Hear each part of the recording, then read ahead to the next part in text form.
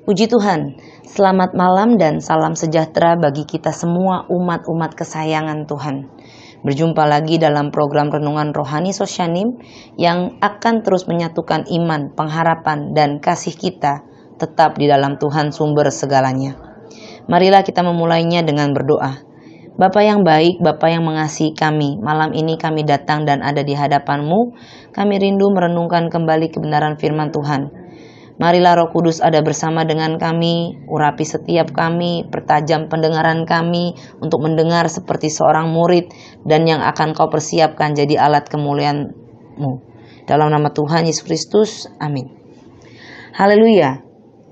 Pekan ini kita mengawalinya dengan berita dipanggil pulang ke surga mulia, Ibu Gembala yang sangat kita kasihi. Bahkan hingga sampai di akhir pekan ini, duka cita yang mendalam karena kepergian beliau dari antara kita masih terus terasa. Namun saya percaya firman Tuhan selalu menjadi penghiburan dan kekuatan bagi kita semua. Malam hari ini saya memberi judul renungan kita, Tunjukkan Kasih-Mu. Ibu Gembala adalah sosok yang sangat kita kasihi. Dan puji Tuhan menarik ya. Bicara tentang kasih mengasihi. Setiap orang tuh punya cara yang berbeda-beda untuk mengekspresikan kasihnya, menunjukkan kasihnya kepada orang lain, atau cara yang berbeda dalam menerima kasih dari orang lain. Seorang konselor keluarga Kristen Amerika, Dr. Gary Chapman memperkenalkan The 5 Love Language, 5 jenis bahasa kasih, ya.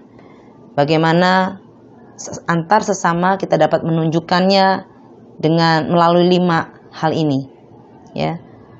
Menunjukkan kasih dengan kata-kata, pujian, penguatan, atau juga bisa dengan tindakan melayani atau membantu.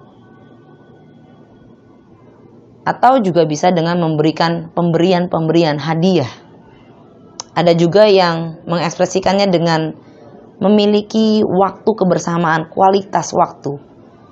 Dan yang terakhir, Dr. Gary Chapman ini berkata bahwa dengan sentuhan fisik, ya, mungkin dengan kita peluk, kita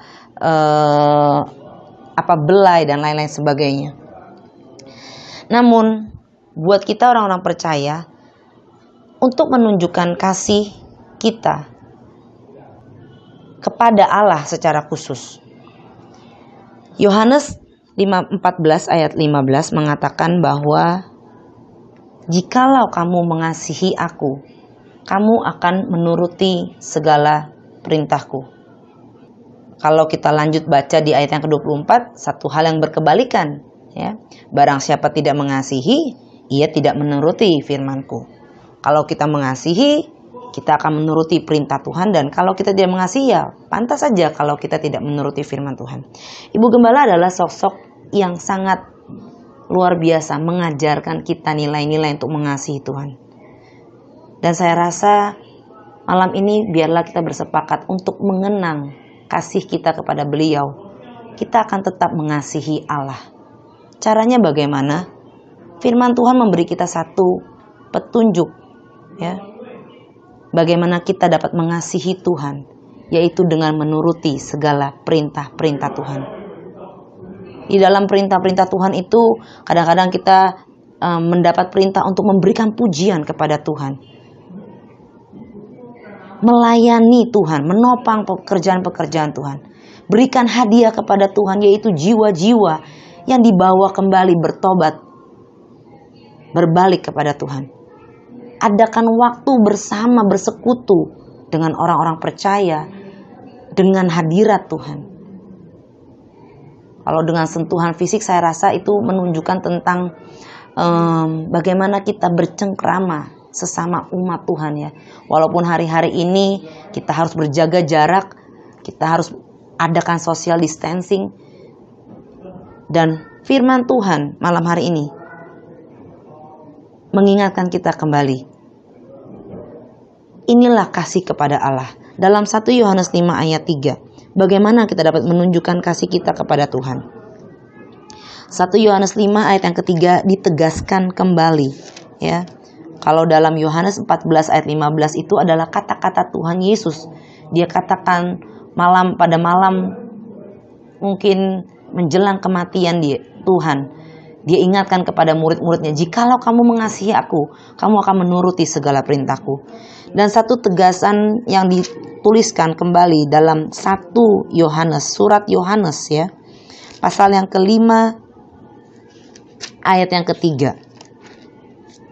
Biarlah kebenaran firman Tuhan ini yang akan terus menguatkan kita untuk menunjukkan kasih kita kepada Allah, menunjukkan kasih kita kepada Ibu Gembala, juga dengan melakukan kebenaran firman Tuhan. 1 Yohanes 5 ayat 3. Sebab inilah kasih kepada Allah, yaitu bahwa kita menuruti perintah-perintahnya. Perintah-perintahnya itu tidak berat. Ayat yang keempat dilanjutkan, sebab semua yang lahir dari Allah mengalahkan dunia. Puji Tuhan, kebenaran firman Tuhan malam hari ini yang akan kita renungkan. Bagaimana kita akan menunjukkan kasih kita lebih lagi kepada Allah. Mari turuti segala perintah-perintah Tuhan. Lakukan hal-hal yang berkenan di hadapan Tuhan. Puji Tuhan. Singkat saja, inilah cara kita menunjukkan kasih kita kepada Tuhan. Menuruti kebenaran-kebenaran firman Tuhan. Mari terus bersama-sama melanjutkan pekerjaan Tuhan yang ada. Melayani Tuhan lebih lagi.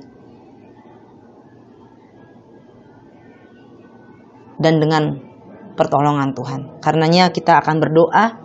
Bapa yang baik, terima kasih untuk kebenaran firman Tuhan malam hari ini. Kami diingatkan bagaimana kami dapat mengasihi Engkau.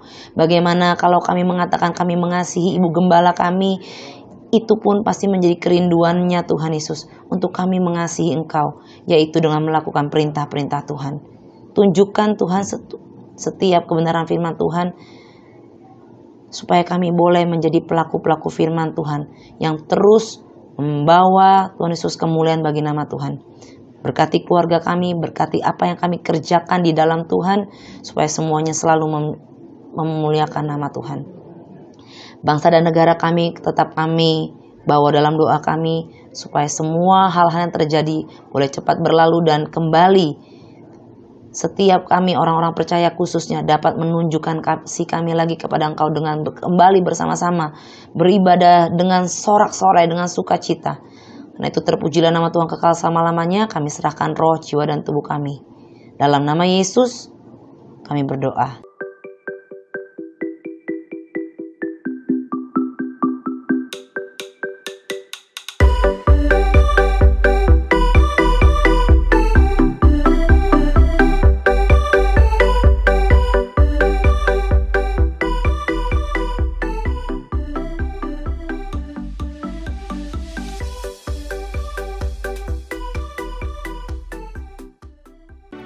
Gerejaku adalah rumahku.